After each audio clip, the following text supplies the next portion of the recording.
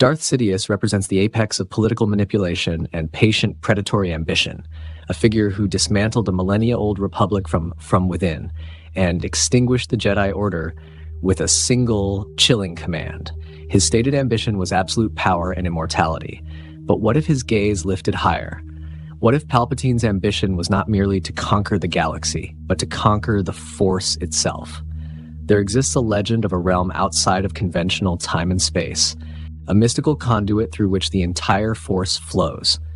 This realm, Mortis, is presided over by three beings of immense power: the daughter, the living embodiment of the light; the son, the embodiment of the dark; and the father, who holds the two in a fragile, necessary balance.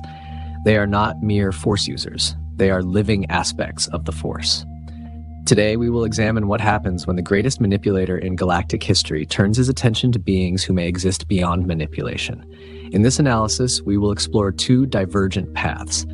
One where Palpatine's classic arrogance leads to his most profound failure, and another where his perfect corruption ushers in a darkness the galaxy has never known. For a being whose entire philosophy is predicated on the acquisition of eternal life and total control, the existence of Mortis would represent the ultimate prize. It is a fundamental truth of the Sith. Power is the end goal, not merely a means. Conquering planets and constructing superweapons are pedestrian pursuits compared to seizing the very engine of reality. In this speculative timeline, we must posit that through his obsessive study of ancient Sith lore and forbidden archives, Palpatine doesn't just learn of the Mortis gods, he becomes fixated upon them. He would perceive them not as deities to be worshipped, but as a cosmic apparatus to be broken and reforged in his own image. The daughter's power over life, the son's command of destruction, and the father's role as an anchor. To Palpatine, this is a trinity to be subjugated. The grand plan to forge the Empire would no longer be the final act. It would be a mere stepping stone. The true objective is to become a god to replace the will of the Force with his own. The ones, however, are ancient and powerful beyond any known Jedi or Sith. A direct assault would be strategically unsound, and Palpatine is many things, but a fool is not one of them. He would require a plan, a key to this cosmic domain. This brings us to the first potential outcome, a path defined by hubris and failure. In this first scenario, Palpatine, in his supreme arrogance, believes he can confront these beings directly. We can conjecture that, utilizing a dark side ritual of immense power on Coruscant, a theoretical perversion of the esoteric knowledge behind pathways like the world between worlds, he tears a wound in space-time and forces his way into the Mortis realm. He arrives not as a supplicant, but as a would-be master. He approaches the father, offering a new kind of balance, the sterile, absolute order of his empire. But the father, whose entire existence is dedicated to containing his children to prevent universal catastrophe, sees Palpatine for what he is, a malignancy, a being of pure ambition, whose control would mean not balance, but total subjugation. Sidious then turns to the son, the embodiment of the dark side, seeing a potential apprentice of pure, untamed power. But the son is not a subordinate. He is ambition incarnate.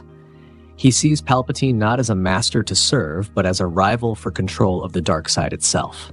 Instead of an ally, Palpatine finds a contender who scorns his political machinations as petty.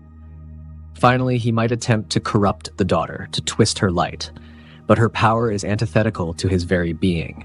Her light doesn't just resist him, it burns away his influence, revealing the withered, decaying soul beneath the Chancellor's mask. Facing a unified front of beings who embody the Force in its rawest form, Palpatine is utterly outmatched. They are not senators to be swayed, or Jedi to be deceived. They are a fundamental law of the universe. In a display of cosmic power, the father, son, and daughter unite and violently expel him from their realm. Palpatine is thrown back into his physical body, shaken and, for the first time, truly aware of a power he cannot control. This failure would not deter him. Instead, it would harden his resolve. He would abandon the esoteric path and double down on his political and military strategy. The Clone Wars would continue, the Jedi would fall, and the Empire would rise. But now, his pursuit of immortality through cloning on Exegol would be infused with a new desperation, a frantic need to secure his physical existence because he knows the spiritual plane is forever barred to him. His failure on Mortis ensures the galaxy we know, but it is a galaxy ruled by a tyrant who once touched divinity and was violently rejected. But that is only one path, one where the ancient balance held firm. What if the shadow was strong enough? What happens when the architect of the galaxy's ruin succeeds? In this second, darker timeline, Palpatine learns from this hypothetical failure. Or perhaps his planning is simply more patient from the start. He understands that he cannot enter Mortis as a conqueror. He requires a key the Force itself has already provided. Anakin Skywalker. Palpatine would not need forgotten texts. He would delve into the mind of his apprentice. Though Anakin's memories of his own journey to Mortis are fragmented, they are there. Through the Force, Palpatine could probe those suppressed visions. He would learn of the dagger of Mortis, the one object capable of killing one of the ones. In the established timeline, the dagger was destroyed. Here, in this timeline, Palpatine's knowledge is absolute. Utilizing the dark arts of Sith alchemy, he could discern its properties and forge a new weapon. Not a perfect replica, but an instrument that resonates with the same destructive frequency. He wouldn't need to physically travel. He would engineer a crisis, a vision, a powerful dark side ritual that once again draws Anakin into the mystical realm. This time, however, Anakin goes armed with Palpatine's whispered poison and the alchemically forged blade. Sidious would twist Anakin's purpose, convincing him that the only way to secure the power to save Padme is to shatter the old balance and create a new one. Guided by Palpatine's will, Anakin confronts the ones. He doesn't seek to replace the father, he seeks to eliminate the daughter. He uses the dagger not to control the son, but to murder the light. The moment the daughter dies at Anakin's hand, the balance of the Force across the entire galaxy shatters. This is no quiet event felt only by a few. It is a cataclysm. Every Jedi, from the Masters on the Council to the younglings in the Temple, feels their connection to the Force dim, as if a star has gone out in their soul. Their vision clouds, their strength falters. This occurs precisely as Palpatine enacts Order 66. The Jedi Purge is not just a military success, it is a spiritual one carried out against an order crippled at its very source. With the daughter gone, the father is broken by grief, his power to maintain balance erased. The son, now unopposed, is ascendant, but he is not the ultimate victor. Palpatine, the cunning manipulator who orchestrated the entire affair, asserts his dominance over the raw, chaotic power of the son. He now has his puppet god. Through the son, he holds the grieving father captive. Mortis is no longer a neutral realm. It has become the throne room of a new dark god. With Mortis under his heel, Palpatine is no longer merely an emperor of a galactic state. He is the emperor of reality. The Force is no longer a mystical energy field. It has become his instrument. His power is absolute. From his throne on Coruscant, with the son as his vessel and the broken father as his battery, he can manipulate the Force on a galactic scale. Jedi visions of hope, he can now intercept and rewrite them into prophecies of despair. The Jedi who survived Order 66, like Obi-Wan and Yoda, would find their connection to the Force unstable, their guidance unreliable. The very concept of the Chosen One is now a cruel irony.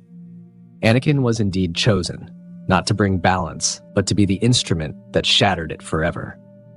There is no redemption for this Darth Vader. The flicker of light that Luke Skywalker would one day sense is gone, extinguished at its cosmic source when Anakin killed the daughter.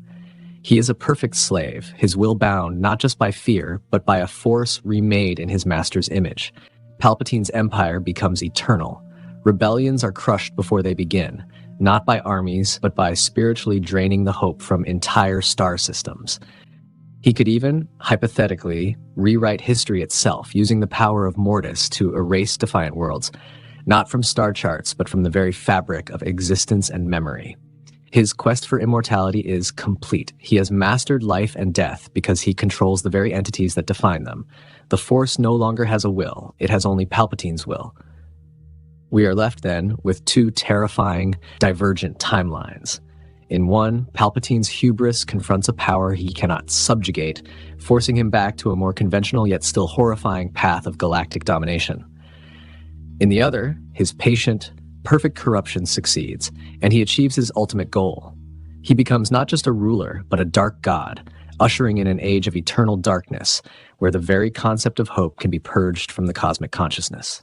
This second path represents the ultimate victory of the Sith, a complete and total subjugation of not just the galaxy but reality itself. It begs a final, chilling question. In becoming the sole will of the Force, did Palpatine truly achieve divinity, or did he simply become a prisoner of the very power he sought to control, a malignancy sustained by the dying heart of the universe? What are your thoughts? Could Palpatine have ever truly subjugated the Mortis gods, or was his arrogance always destined to be his ultimate undoing? Let us know your theories in the comments below. And if you enjoy dissecting these deeper what-ifs of the Star Wars galaxy, be sure to like this video and subscribe for more journeys into these alternate possibilities.